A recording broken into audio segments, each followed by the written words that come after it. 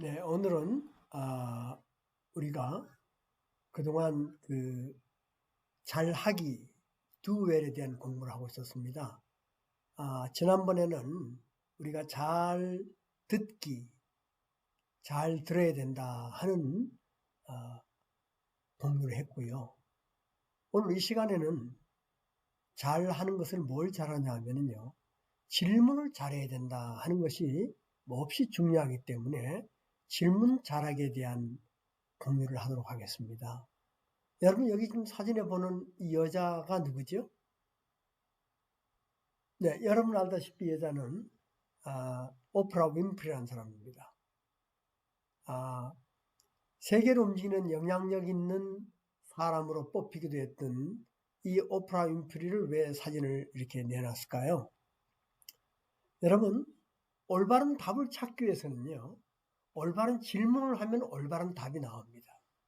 우리가 삶 가운데, 우리가 생활 가운데 문제가 풀리지 않을 때 내가 스스로 그 문제에 대한 질문을 잘하면은 내가 스스로 그 질문에 대한 답을 할 수 있는 능력을 만들어지게 된다면은 우리는 우리가 원하는 길을 잘 갈 수가 있을 것입니다. 예. 그래서 질문 잘한다는 것은 몹시 중요한 요소입니다. 미국의 가장 영향력 있는 앵커문 오프라 윈프리가 어린 시절이 아주 불우했다는 것은 사람들이 많이 알고 있습니다. 너무나 불우해가지고 생모가 포기학설을 쓸 정도로 일상이 정말 거칠은 그녀였습니다. 그런데 이렇게 된 여인에게 그의 의부가 이렇게 물었답니다.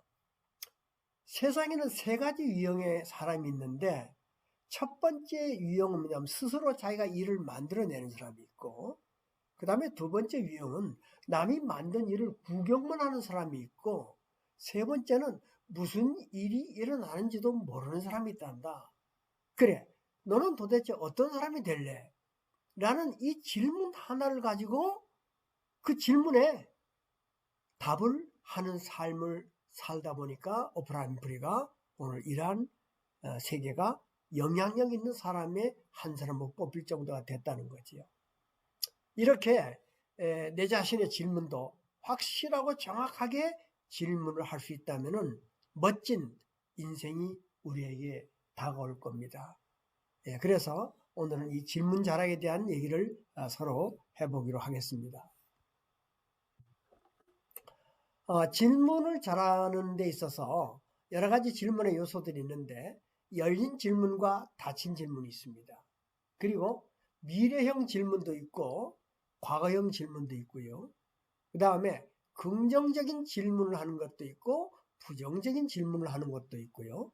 그 다음에 아주 호기심이 나서 호기심 질문을 하는 것도 있고, 또 질문하는 것이 아니고 침묵을 하면서 질문보다 더 큰 질문을 할 수 있는 이 몇 가지 질문의 케이스가 있습니다. 이것을 오늘 한번 생각해 보기로 하겠습니다. 질문 잘하기에 있어서 이 몇 가지 질문 중에서 열린 질문과 닫힌 질문에 대해서 한번 생각해 보겠습니다. 열린 질문이라는 건 무슨 얘기냐면요, 상대방의 의식 깊숙이 들어가서 한참을 생각해야 답을 할 수 있는 이런 질문을 열린 질문이라고 합니다. 그리고 이건 말하자면 호기심이 있어서 확대되는 그런 질문이다라고 얘기할 수 있고요.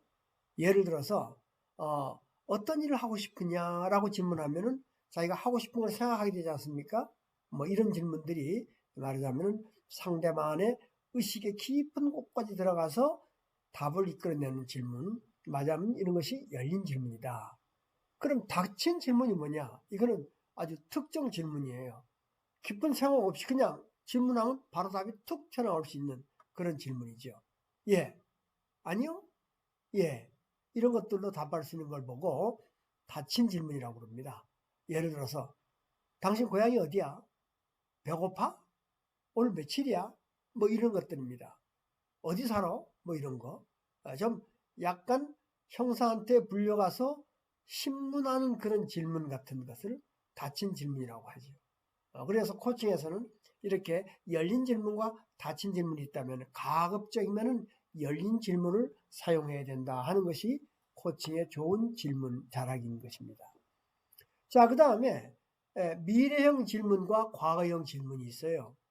미래형 질문은 문자 그대로 아주 미래지향적인 질문이라면은 그 다음에 그 창조적인 그런 질문이 된다면은 과거형 질문은 뭐냐 하면은 자꾸 자기의 예전의 것을 캐물어가는 그런 질문입니다. 자, 어떤 일이 이제 됐어요. 뭐가 잘못됐습니다. 그러면 코치는 그 똑같은 상황을 놓고 어떻게 질문하느냐? 좀 잘할 수 있었던 길이 있었다면 그것이 무엇일까요? 이렇게 좀 잘할 수 있었던 일이 있었다면, 좀 잘됐다면 이렇게 물어볼 수 있겠죠. 이거는 이제 열린형 질문이라고 해요. 미래지향적 질문이라고 그러고, 똑같은 케이스를 갖고 왜 그것을 못했나요? 잘못된 건 사실이니까 왜 그 일을 못했죠? 이렇게 물어본다면 이것은 문책성이고 추궁성이 있는 과형 질문이 되는 거예요. 그래서 좋은 질문이라고 하는 것은 how, 어떻게 할 수 있겠는가 하는 그런 질문이 좋은 것이지 왜 그랬나요? 왜? 그러면 자꾸 과거를 뒤집어서 왜 내가 그렇게 했지 하는 것을 끄집어내는 그런 입장이 되기 때문에 좋은 질문은 과거형 질문보다는 미래형 질문을 해야 좋은 질문이 된다. 이렇게 우리가 생각해 볼 수가 있는 것입니다. 자, 그 다음에 긍정적 질문이 있어요. 긍정적 질문 가운데는 질문 가운데 긍정적 요소가 들어가 있는 거지요. 그런가 하면은 부정적 질문도 있죠. 부정적 질문은 뭐냐 하면 질문 가운데 부정적 요소가 잔뜩 들어가 있어요. 여러분 이 그림을 한번 보실래요? 예. 똑같은 일이에요. 자, 긍정적 질문은 뭐냐 하면은 잘할 수 있는 게 뭐지? 내가 더 잘할 수 있는 게 뭐지? 당신이 더 잘할 수 있는 게 뭐예요? 이것이 긍정적 질문이라면요. 부정적 질문은요. 왜 잘못했지? 잘못한 이유가 뭔가? 이렇게 잘못된 것을 따진다든가 물고 늘어지는 이런 질문들, 이런 것들은 뭐냐면 부정적 요소가 있다는 거죠. 그래서 좋은 코치는 가급적이면 긍정적 입장에서 긍정적, 미래지향적, 열린 질문을 하면 좋다 하는 그런 얘기를 우리가 해볼 수 있겠습니다.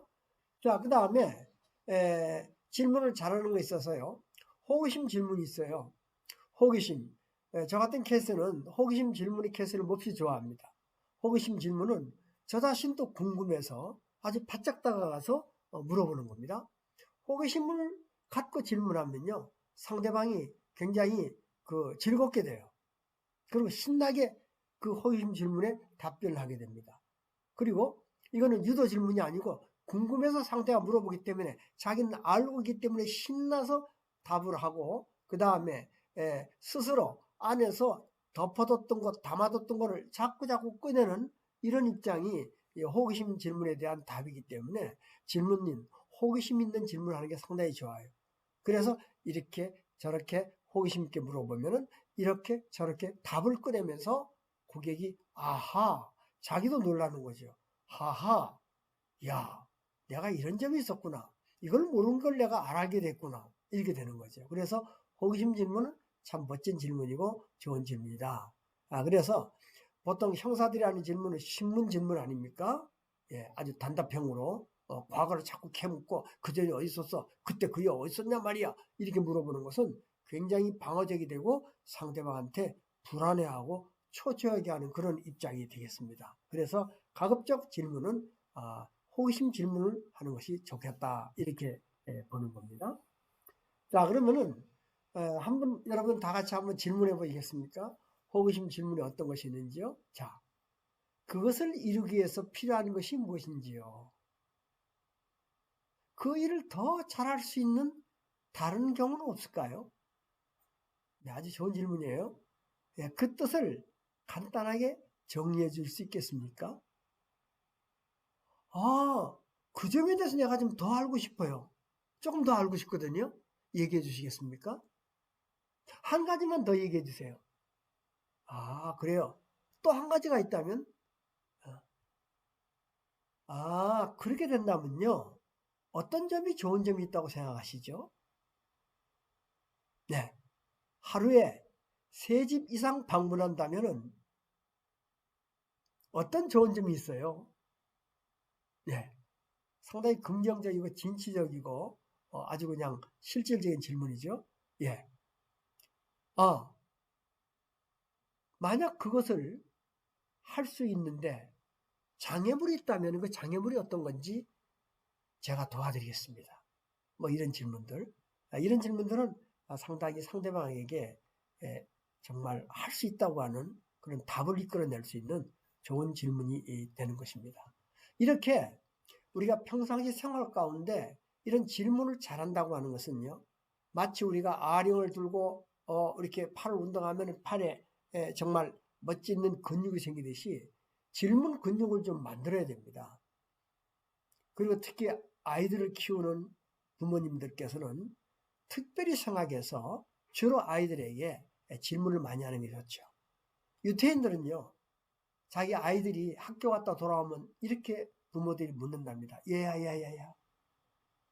넌 오늘 선생님한테 무슨 질문을 했었니? 이렇게 얘기를 해요. 만약 한국 사람이나 우리 같으면 어떻게 이야기하겠습니까? 오늘 뭐 배웠어? 오늘 공부 잘했어? 이런 질문을 하겠죠. 강압적이고 억압적인 질문입니다.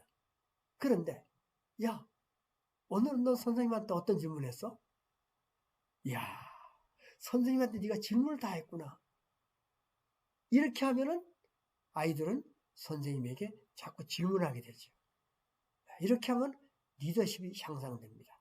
그래서 참 호기심으로 하는 질문들, 이렇게 머릿속에 떠오르자마자 바로 지체 없이 던지는 질문들, 고객의 에너지 변화되는 것을 보면서 흥분하거나 또는 기쁘거나 슬픈 이것들을 감지하고 그걸 보고 호기심에서 또 질문하는 이런 내용들, 바로 이런 것들은 호기심의 실마리를 풀어가면서 가닥을 잡아내다 보면은 시간이 흐른 다음에 고객은 아하 그러고 자기가 궁금했던 점을 스스로 답을 찾게 됩니다. 그래서 코칭 철학에 공부했지 않습니까? 모든 답은 내 안에 있다는 거죠. 답은 내 안에 있지만은 그 답을 찾으려면은 누가 내 답을 찾을 수 있도록 질문해 줘야 된다는 거죠. 그러면 그 질문에 답을 하면서 내가 내 안에 답을 찾게 된다. 아주 좋은 질문은 아주 좋은 답을 찾게 된다. 여러분, 우리에게 떨어진 과제가 많지 않습니까? 이 과제를 잘 성취해내려면은 우리 스스로가 하루에 한두 가지 질문을 통해서 저녁에 잠자리 들 때 그에 대한 답변을 하는 것이 얼마나 좋냐. 그렇기 때문에 훌륭한 코치는요, 답을 갖는 대신에 호기심을 갖고 질문을 갖는 것이 좋다라고 우리가 생각해 볼 수가 있게 되는 것입니다. 그리고 질문은 또 발견 질문이 있어요. 뭐냐 하면은 자꾸 끄적거려서 뭘 발견하는 겁니다. 이거는 코치와 고객을 항상 신나게 하고 기본적인 코칭의 목적은 발견에 있거든요. 뭔가 발견해내는 거예요. 그래서 발견 질문은 느낌과 상황과 존재, 직관적인 것, 이런 탐구 같은 것, 어떤 이유, 목표, 도전, 동기부여 이런 것들을 물어보는 것이 발견 질문이다라고 우리가 생각해 볼 수가 있는 것입니다. 그 다음에 질문 중에 중요한 것은요, 중립적 질문해라 이런 얘기를 많이 합니다. 이건 무슨 말이냐 하면요, 코치는 자기의 이고가 있으면 안 된다고 그랬잖아요. 그런데 자기가 에고가 있으면 자기도 모르는 사이에 편파적이고 그 다음에 자기중심적인 질문이 나오게 돼요. 그래서 중립적 질문이라고 하는 것은 어느 쪽에도 치우치지 않는 아주 중립에 있는 그런 질문이죠. 주관적인 가치나 그 의도가 포함되어 있지 않는 질문이에요. 그렇거나 또 자기의 의지가 들어가 있지 않는 이런 정말 중립적인 질문을 하는 것이 좋은 질문을 하는 것이다 라고 볼 수 있습니다. 자, 이래서 이런 스타일로 우리가 서로 잘 이제 조를 짜서 연습을 할 수 있습니다. 두 명씩 조를 짜가지고 각자 질문해 보는 거예요. 한 명이 코치가 되고 또 한 명은 고객이 돼가지고 질문하고 궁금한 질문하고 호기심 질문하고 발견 질문하고 이런 것들을 하면서 우리가 질문의 힘을 점점 더 근력을 키워가는 이런 모습이 되면은 우리는 훌륭한 잘하는 코칭을 잘하는 질문을 잘하는 그런 모습이 될 것입니다.